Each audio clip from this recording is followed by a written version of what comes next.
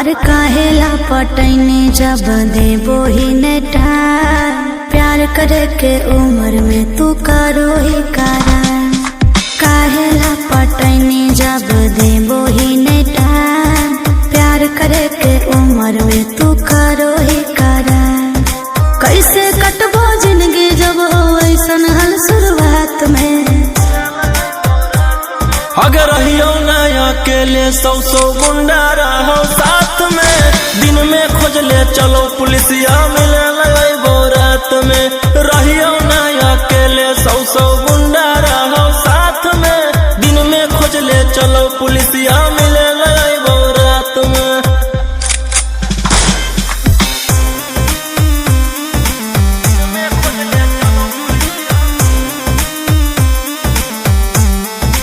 Vicky Vox.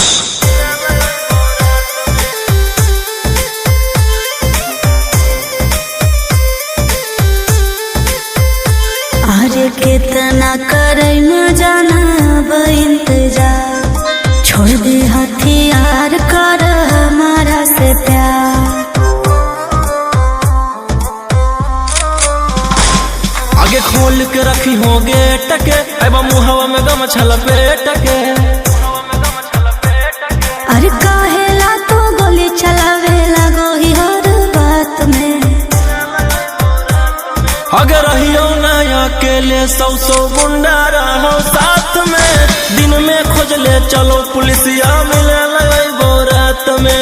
रहियो ना अकेले सौ गुंडा रहो साथ में। दिन में खोज ले चलो पुलिसिया मिले लगो रात में।